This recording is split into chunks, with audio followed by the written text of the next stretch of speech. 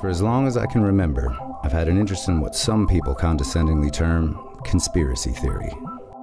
You see, I was born November 22nd, the anniversary of John F. Kennedy's assassination.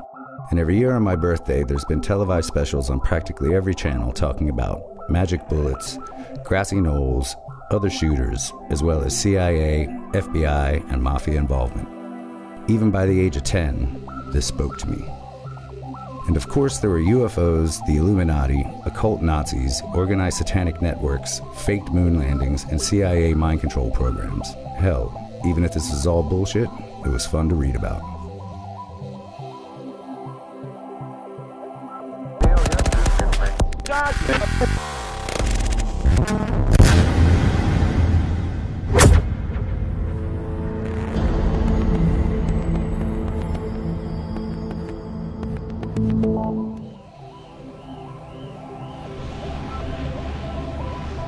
It was in 2000 that I first discovered David Icke's book, The Biggest Secret.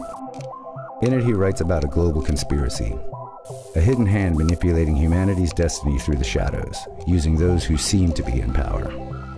And the goal of these shadow people? Nothing less than an Orwellian global superstate with total control at the hands of an ancient reptilian shape-shifting race. So we took a ferry to the Isle of Wight to spend the day with David Icke, Britain's leading conspiracy evangelist and the one man standing between us and total enslavement. Hey! Kev, Mr. nice to Icke. meet you. Nice to meet you. Good trip. Yes, it was. Welcome to my abode. There's not much to see, but I like it. What do we got here? Well, this is things that I've collected over the years. This is fantastic. Someone in Hawaii actually painted this. This is what the painting is. This is the original of the front cover of my last book, Human Race, Get Off Your Knees, The Lion Sleeps No More. And I asked my great friend, an artist called Neil Haig, to paint this picture for me with particularly those eyes. And that's humanity saying, no more, enough, no more little me, we're not having it anymore. In 1991, David Icke didn't believe in secret shape-shifting lizard fascists. He was a television celebrity. After arthritis had ended a promising career in football, he'd become a broadcaster. But that all ended in one remarkable appearance on The Terry Wogan Show. David Icke. In a turquoise tracksuit, he'd announced that he was the son of God, and the world would be ending that year.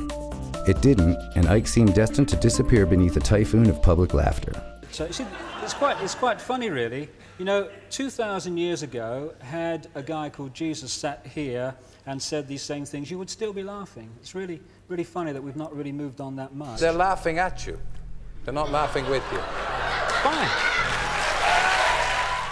But Icke wouldn't disappear. He began to write. And over a series of increasingly successful books, he began to outline his philosophy. Humankind was not in charge of its destiny. It was the unwitting prisoner of a race of shape-shifting lizards who occupied the roles in the highest echelons of society. From presidents to royal families, all trusted public figures were secretly part of a reptilian, Satanist pedophile group who had been on this planet for centuries. People began to take notice of Icke, and today he spends most of his year preaching to amphitheaters full of fans. He's still making startling revelations, and recently he declared the moon to be a hollowed-out planetoid space station from which our minds are controlled. The lizard's very own Death Star.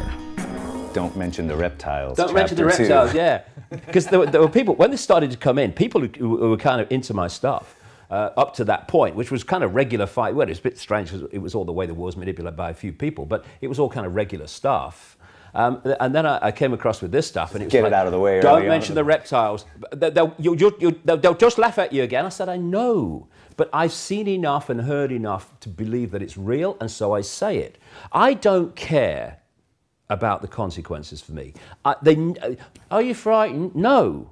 I'm not. I don't care. Because the consequences for the world and my children and my grandchildren and everyone else's of humans not intervening in this process that's going on now ever more quickly are that we are condemning our children and grandchildren. Indeed, ourselves, it's that close to a world that George Orwell so massively understated.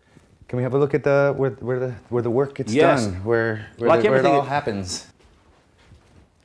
This is where it all happens, and as you can see, it's really small. It is really small. Because You know, I look at my life and I don't see my life as a life anymore. I haven't for a while. I see it as a job. So this is the new one. Yeah, this is this this is the German version, isn't it? Look at the size of Jeez, it. yeah. 350,000 words. That, in one book, is the scale of information that has come into my life about these things. See, that is not a theory. That is evidence supporting a fact. What was like the first book that really struck you? Because I know there was a couple for me, but you're familiar with Robert Anton Wilson? And Yeah. I just liked it because it was funny and it tied a lot of points of interest together. And he sort of pointed me in different directions, even though he wasn't really a conspiracy theorist trying to say anything. He put things together I never saw. You know, Right. he'd connect dots that had never occurred to me, which turned me to like Holy Blood, Holy Grail, and some of these other things. That you've just hit the nail right on the head of my work and what you need to do to understand what's going on. Connect the dots. See, there are dots like banking, government, all these different things. 9/11, which in and of themselves are interesting, and you can see that something's not right.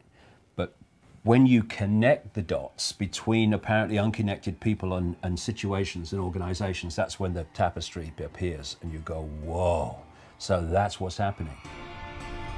David had told us that his first moment of enlightenment had occurred when a voice entered his head while shopping with his son on the seafront. This is the newsagent I told you about, where basically it all started. I was walking along here and I walked in this door and turned to where Gareth was reading his Spin Train books, and this is where it happened, just the other side of this door, where I'm like, what's going on?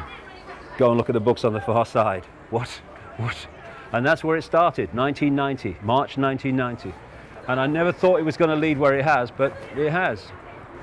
Yeah. Well, it's a great beginning. Platform fun. In simple terms, there is a predator race which take a reptilian form. They're feeding off humanity. They've turned humanity into a slave race. They demand human sacrifice. That's where Satanism comes in. They feed off human energy, particularly feed off the energy of children. David's latest revelations have been about the moon. Far from a lump of benign rock orbiting us, it is in fact an artificial construct, a gigantic spacecraft, probably a hollowed-out planetoid. It is from the moon that the nefarious Illuminati manipulate the collective human mind, warping our perception of reality. I'm saying it's broadcasting something, that it acts as a blocking frequency that stops us seeing and perceiving things that we would normally perceive.